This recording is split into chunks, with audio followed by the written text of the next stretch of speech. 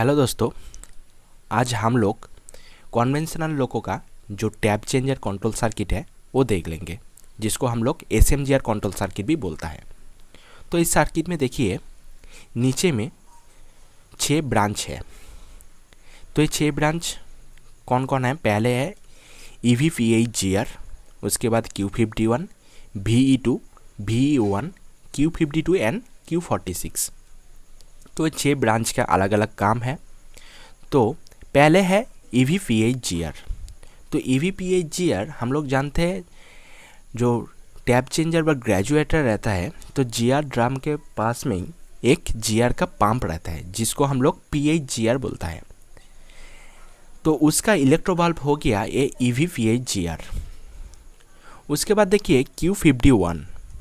Q51 हम लोग जानते हैं ऑटो रिग्रेशन रिले बोलता है। तो ऑटो रिग्रेशन रिले का ये जो ब्रांच है ये हो गया Q51। उसके बाद VE2, ये हो गया GR का रिग्रेशन ब्रांच।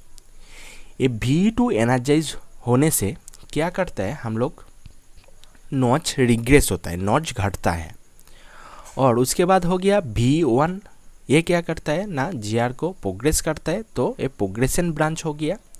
और उसके बाद Q52 हो गया हमारा क्या ना, नॉच बाय नॉच प्रोग्रेशन और रिग्रेशन ब्रांच। तो ये इसको रिले हो गया, ये Q52 दिया हुआ है। उसके बाद Q46, यह GR full protection relay, full notch protection relay हो गया। ठीक है, तो ये 6 ब्रांच एसएमजीआर कंट्रोल सर्किट व टैप चेंजर कंट्रोल सर्किट में दिया हुआ है। तो मेनली कन्वेंशनल लोगों में हम लोग क्या करता है ना, पहले ZPT से पेंटो को उठाता है, उसके बाद डीजे को क्लोज करता है। डीजे क्लोज करने के बाद हम लोग रिवर्सर जो हैंडल लोगों में दिया जाता है MPJ, उसको एज पर जाने के दिशा में हम लोग सेट करते हैं। तो उसका फॉरवर्ड रिवर्स दोनों डायरेक्शन रहता है, तो हम लोग जिस डायरेक्शन में जाते हैं तो उसके अकॉर्डिंग उसको सेट करते हैं। तो ये MPJ को सेट करने से वो प्रॉपर्ली सेट होने के बाद क्या होता है ना, Q50 एक रिले रहता है, वो Q50 एनर्जाइज होता है। उसके बाद हम लोग MP को 0 से N में ले जाता है। तो N में ले जाने से हमारा लाइन कॉन्टैक्टर जो ट्रैक्शन मोटर का है वो क्लोज हो गए। क्लोज हो जाने से हम लोग क्या करता है, N से प्लस लेते हैं। तो प्लस की तरफ MP को घुमाने से क्या होगा, N से प्लस लेने के हम लोग नॉच प्रोग्रेस करता है, एक नॉच लेते हैं। और N से माइनस करने से हमारा रिग्रेस होता है, नॉच घटता है। तो हम लोग ऐसे ही लोगों को नॉच बढ़ाता है, घटाता है। इसी तरह से हम लोग कन्वेंशनल लोगों को ऑपरेट करता है। तो इस सर्किट में ऐसे ही दिया हुआ है जो कैसे नॉच बढ़ता है, कैसे नॉच घटता है, कैसे फुल नॉच को प्रोटेक्ट करता है Q46, कैसे एक एक नॉच बढ़ता है, एक एक नॉच घटता है, कैसे ऑटो रिग्रेशन होता है, और GR का जो पंप है वो कैसे ऑपरेट होता है। तो ये एसएमजीआर जो कंट्रोलिंग सर्किट का एक ही फ्यूज है CCPT, जो कि ना 16 एम्प्स का होता है। तो इस 16 एम्प्स फ्यूज से देखिए पहले एक ब्रांच गया हुआ है जो कि ना जा रहा है EVPHGR का ब्रांच में। तो उसका आगे देखिए GR का 6 to 32 एक इंटरलॉक दिया हुआ है। तो इसका मतलब क्या हुआ, 1 to 5 नॉच तक ये ओपन रहेगा, 6 to 32 तक ये क्लोज रहेगा। तो GR का अंदर तेल रहता है, हम लोग जानते हैं 70 लीटर का। तो GR ड्रम में जो तेल रहता है तो वो गर्म हो जाता है। तो उसको सर्कुलेट करने के लिए ये GR का पंप रहता है। तो इस पंप कब ऑपरेट होगा, तो ये इलेक्ट्रो वाल्व जब एनर्जाइज होगा तभी वो पंप काम करेगा। तो काम करेगा कब, जब नॉच 6 to 32 के बीच में रहेगा, तभी ये इंटरलॉक क्लोज होके EVPHGR को एनर्जाइज कर देगा और जो GR का पंप था वो काम करेगा। तो ये हो गया GR का जो पंप है उसका इलेक्ट्रोवाल्व ब्रांच। उसके बाद देखिए CCPT से होते हुए ब्रांच जा रहा है, यहाँ से एक BL का इंटरलॉक है, यहाँ पे BL1, यहाँ पे BL2। ये हो गया क्या, कैब 1, ये कैब 2, हम लोग एक ही लेके चलेंगे, ठीक है। तो BL क्या हुआ, हमारा बॉक्स लेवर स्विच है BL की। तो हम लोग पहले ही लोगों को एनर्जाइज करने से पहले BL की को हम लोग अनलॉक करते हैं। तो BL को अनलॉक करने से इसका इंटरलॉक जो खुला हुआ रहता है वो क्लोज हो जाता है। तो अब CCPT से होते हुए BL के इंटरलॉक होते हुए हम लोग पावर सप्लाई आगे देता है। तो हम लोग क्या करते हैं, MP को रिवर्स सेट करने के बाद MP को घुमाता है। MP को नॉच लेने के लिए पहले हम क्या बोला, जे N में ले जाना होगा, N के बाद प्लस करना होगा। तो हम क्या किया, ये प्लस में MP को ले आया।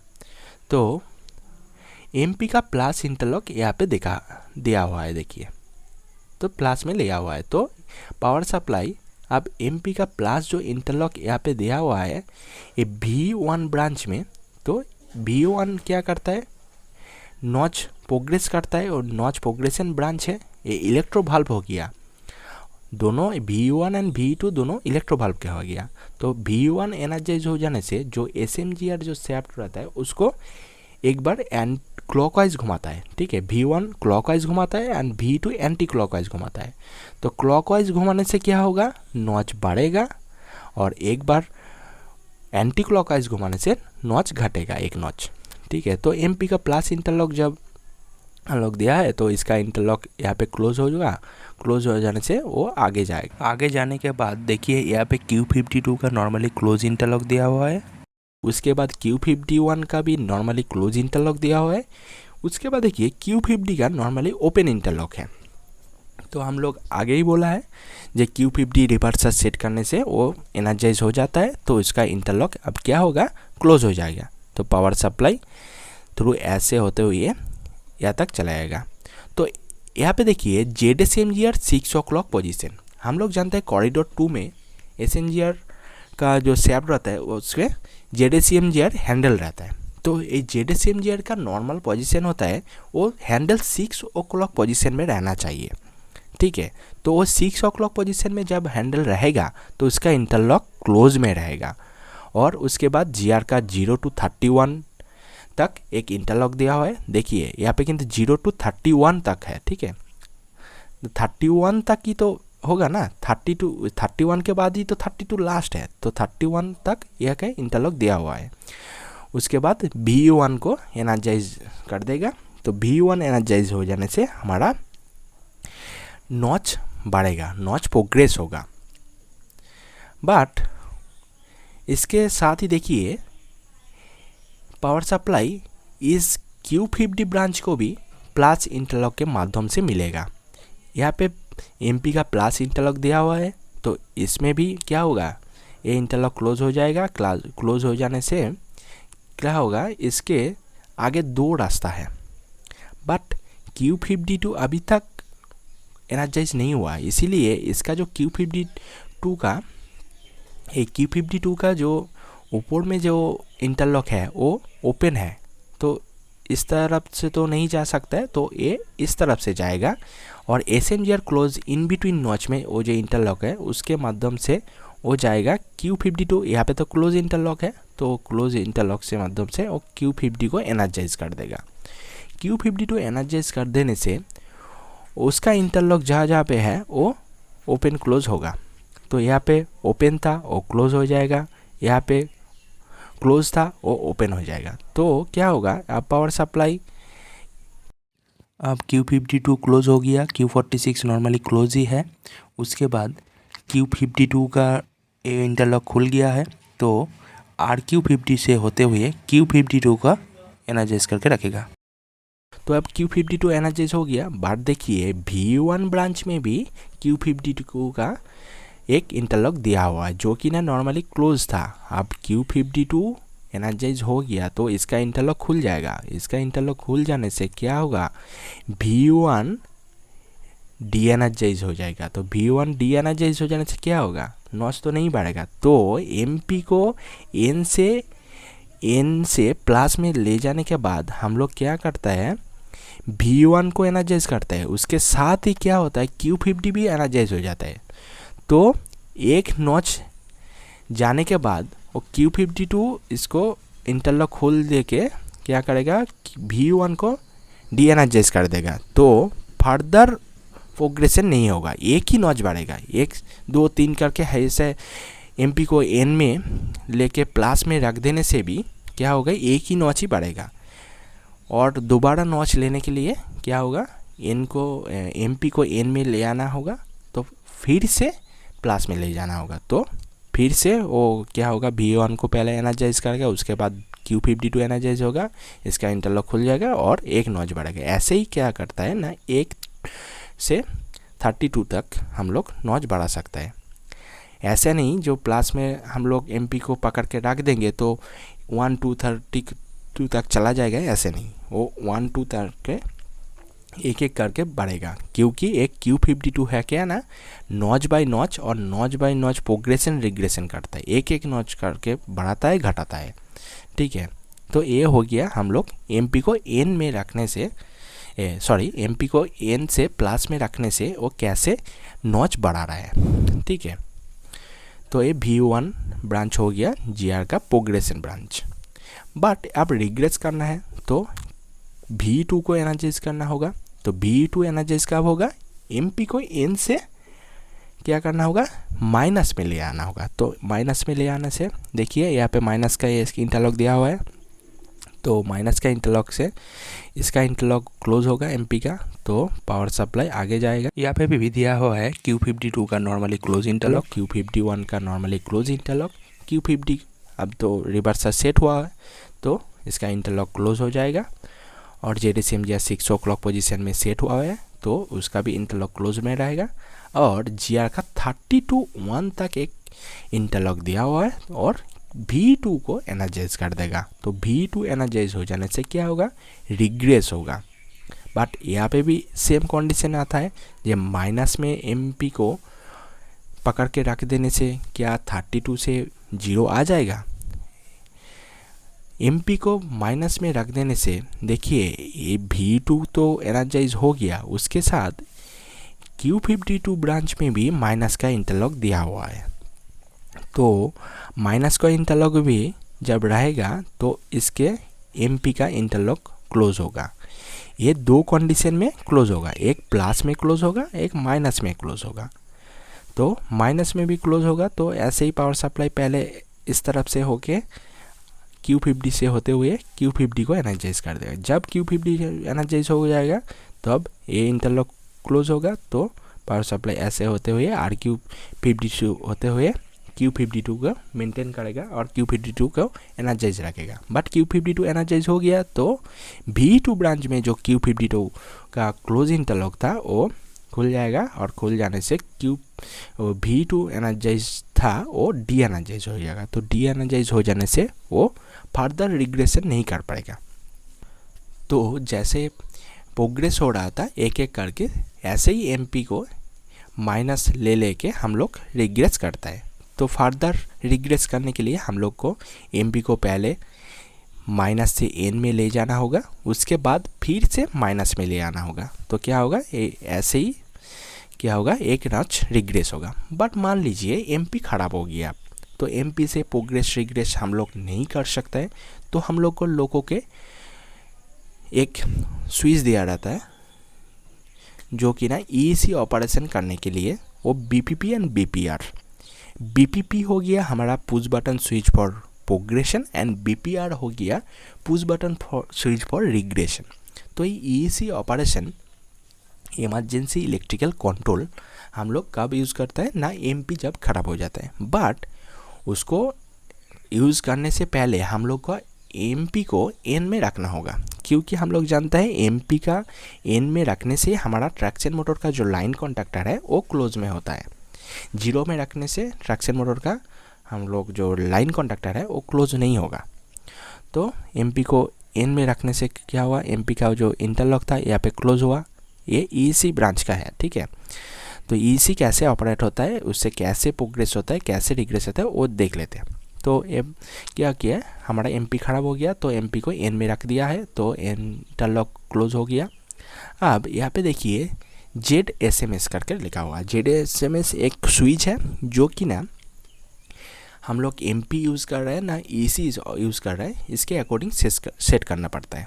तो जब ZSMS 1 पोजीशन में रहता है तो हम लोग MP यूज़ करता है, जब ये 0 पोजीशन में रहता है तो हम लोग EC ऑपरेशन कर सकते हैं। तो हम लोग ZSMS को क्या किए ना 0 पोजीशन में ला दिए। तो अब पावर सप्लाई ऐसे होते हुए जा रहा है। तो देखिए यहाँ पे है BPP 1 2 लिखा है, कैब 1 कैब 2 का लिए, तो BPP है। अब BPP पुश बटन स्विच है, हम लोग प्रेस किए, मान लीजिए प्रेस करके हम लोग पकड़े हुए हैं।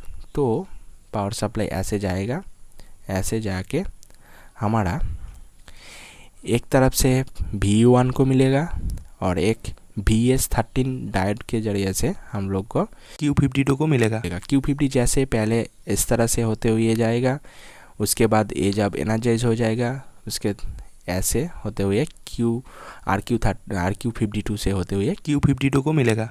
तो जैसे हमारा MP प्लस में रखने से वो एक नॉच बढ़ाता है, उसके बाद वो इंटरलॉक खुल जाता है, ऐसे ही क्या करेगा EC में BPP दबाने से वो एक नॉच के बाद ये क्या करेगा Q52 का जो क्लोज इंटरलॉक था वो खुल जाएगा। तो खुल जाने से वो क्या होएगा ना VU1 को डी एनर्जाइज करके एक ही नॉच बढ़ाएगा।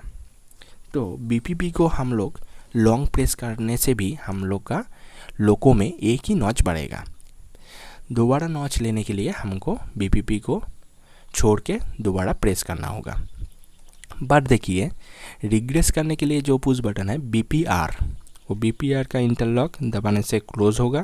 क्लोज हो जाने से इसका पावर सप्लाई ऐसे जाएगा और V2 ब्रांच को जाएगा। तो V2 तो पहले जैसे ही Q52 close, Q51 close, Q50 close हो जाएगा। रिवर्स सेट करने के बाद ZSM 6 o'clock position close, GR32 1 तक क्लोज, V2 को मिल गया। तो V2 क्या करेगा रिग्रेस करेगा।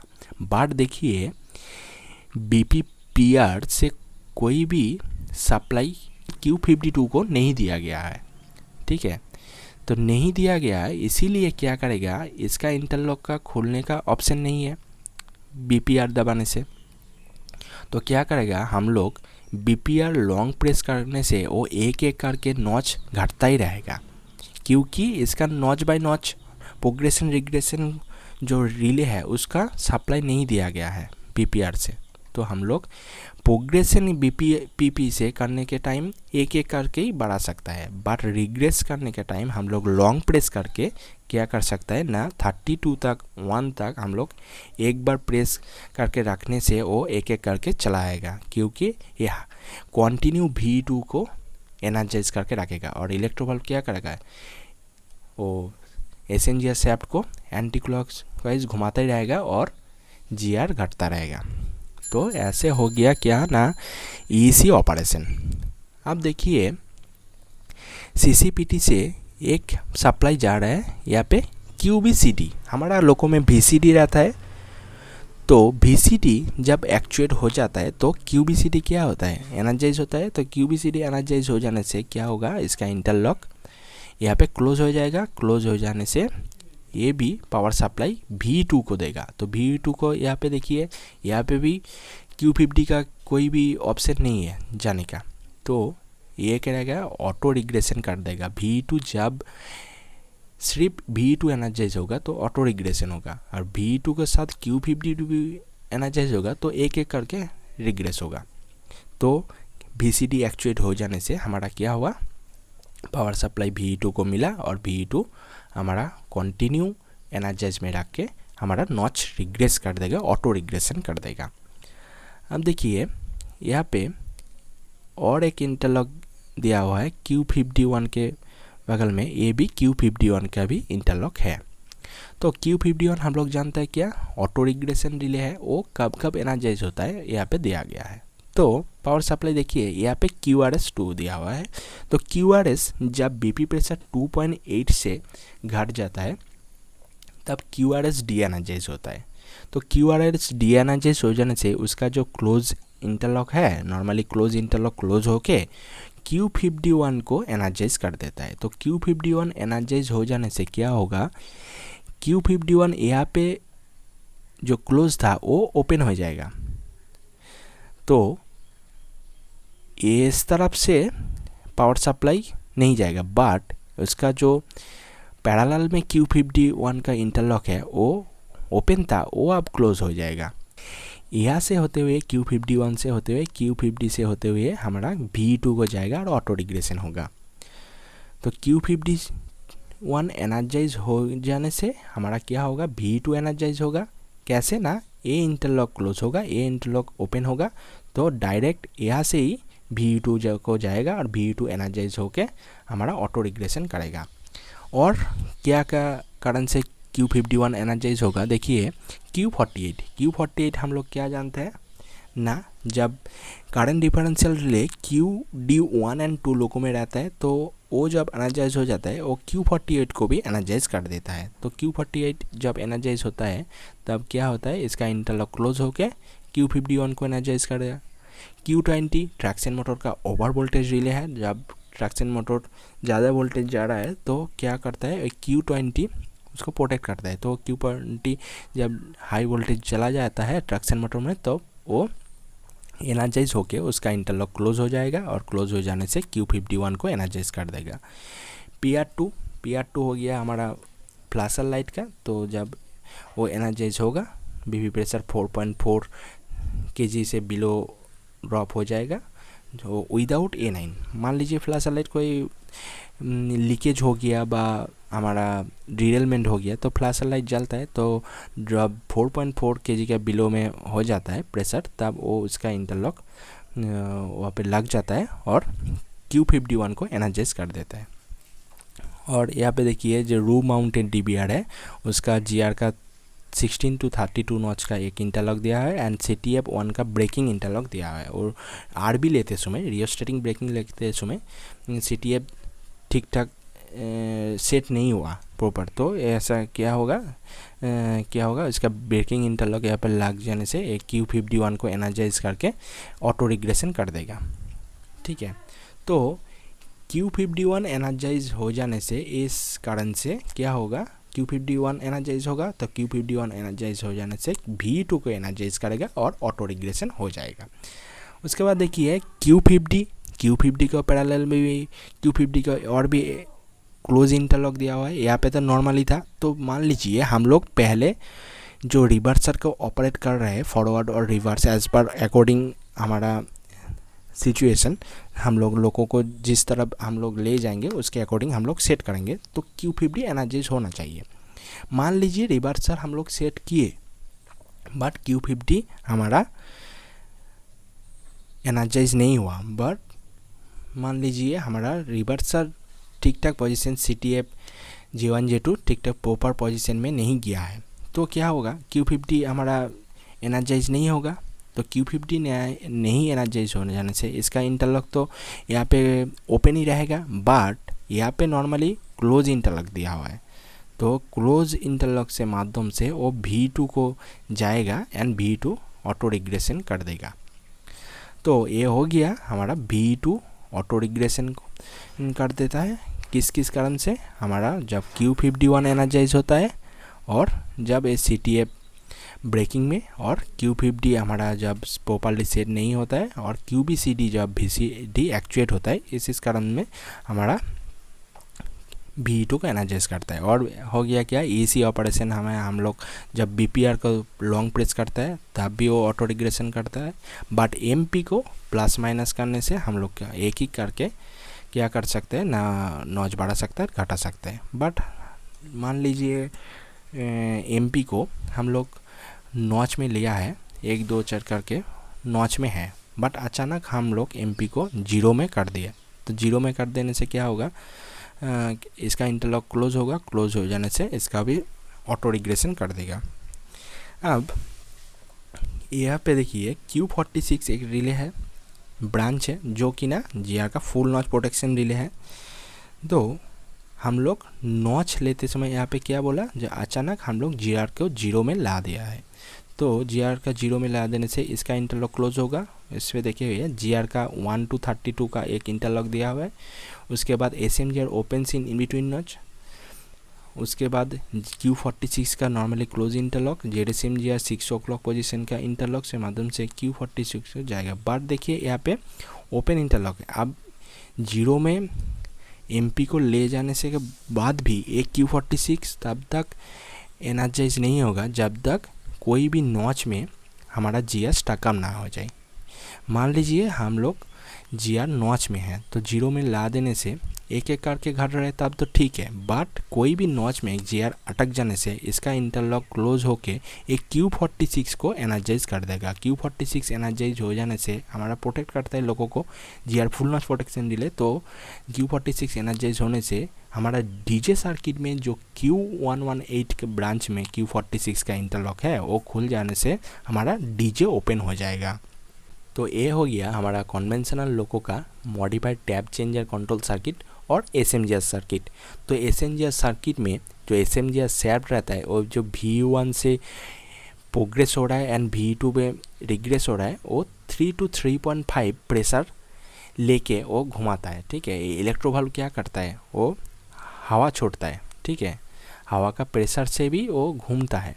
तो इसके लिए SMGR शैफ्ट में जो SMGR सर्किट में इलेक्ट्रोवाल्व में क्या करना चाहिए, 3 to 3.5 रहना चाहिए। तभी क्या होगा, प्रोग्रेस रिग्रेस प्रॉपर्ली होगा। और ये प्रोग्रेस रिग्रेस करने के लिए क्या होगा ना, एक नॉच प्रोग्रेशन के लिए ये V1 SMGR शैफ्ट को 0.6 सेकेंड में घुमाना होगा। ठीक है, मान लीजिए ये V1 कॉइल एनर्जाइज हुआ बट 0.6 से ज़्यादा टाइम ले रहा है तो क्या होगा, वो नॉच बढ़ेगा बट क्या होगा, उसके आगे ही डीजे ओपन हो जाएगा। क्योंकि Q44 ब्रांच में जो Q44 है उसका टाइम दिया हुआ है कि इतना टाइम लैग रिले है, तो 0.6 सेकेंड तक वो एनर्जाइज में रखेगा। बट टाइम ज़्यादा ले जाने से वो क्या करेगा, वो डी एनर्जाइज होगा, डीजे ओपन हो जाएगा। तो इसीलिए उसको स्लैगिश ऑपरेशन ऑफ GR बोलता है। ठीक है, तो प्रेशर 3 to 3.5 रहने से ही वो प्रॉपर्ली SMGR सर्किट काम करेगा। तो ये हो गया हमारा SMGR circuit but tap changer control circuit. ये वीडियो आप लोग के लिए हेल्पफुल और अच्छा लगा तो ज़रूर एक लाइक कर देना, चैनल को सब्सक्राइब करना और दोस्तों के साथ इस वीडियो को शेयर करना। कोई भी क्वेरी हो, कोई भी हेल्प चाहिए तो कमेंट करना नहीं भूलना। और मिलते हैं नेक्स्ट कोई वीडियो के साथ, तब तक के लिए बाय।